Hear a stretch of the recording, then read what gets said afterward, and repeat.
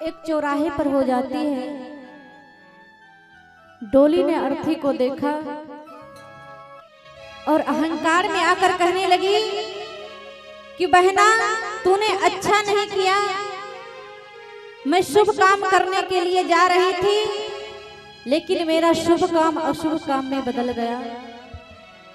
तभी अर्थी उठकर कहती है कि बहना बड़ी बड़ी बात मत बोल, क्योंकि जहां आज मैं जा रही हूं वहां तुझे भी कल जाना है। डोली ने अर्थी से कहा और अर्थी ने डोली से कहा कि बहना तुझ में और मुझ में कोई फर्क नहीं है। तू अपने पिया के घर बसाने जा रही हो और मैं अपने पिया के घर बसा के जा रही हूं। और अर्थी डोली से क्या कहती है, एक डोली चली एक अर्थी चली,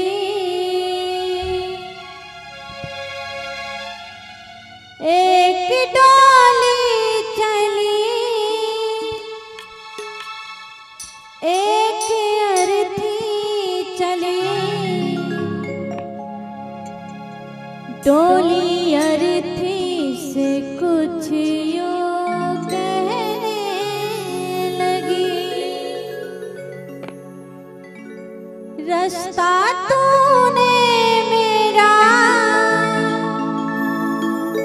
क्यों खोटा किया, सामने से चली जा तू ओ दिल जली, एक डोली चली एक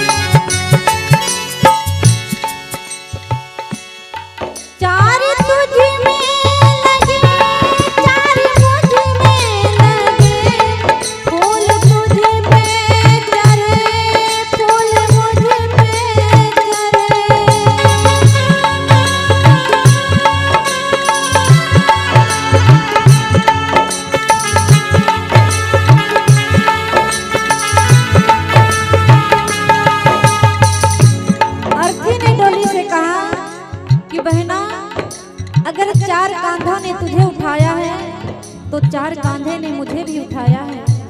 अगर फूल तुझ पे चढ़ी है तो फूल मुझ पे भी चढ़ा है।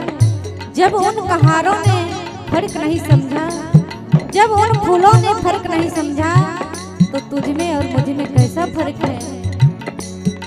चार तुझ में लगे, चार मुझ में लगे, फूल तुझ पे चढ़े, फूल मुझ पे चढ़े।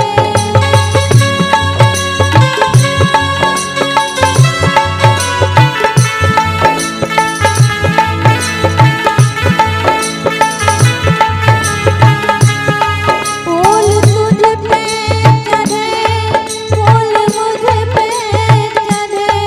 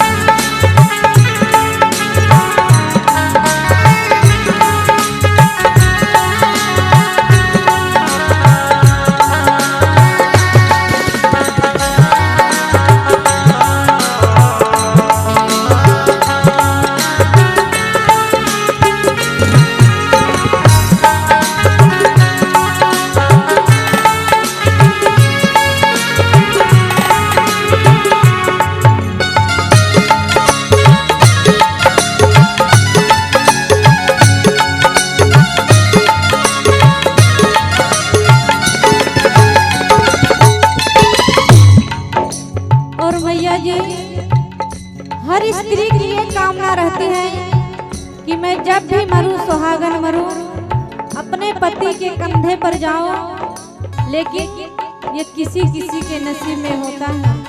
कोई पहले ही चली जाती है, किसी का पहले पति चला जाता है, फिर बाद में पत्नी मिलती है। लेकिन कवि ने कहा है, तुझे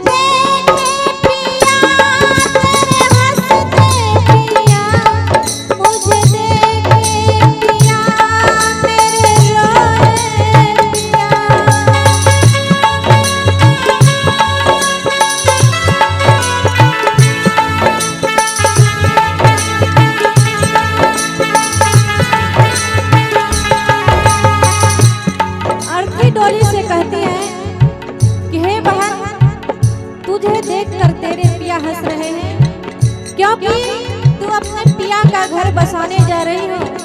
और देख, मुझे देखकर मेरे पिया रो रहे हैं, क्योंकि मैं अपने पिया के घर उजाड़ कर जा रही हूँ।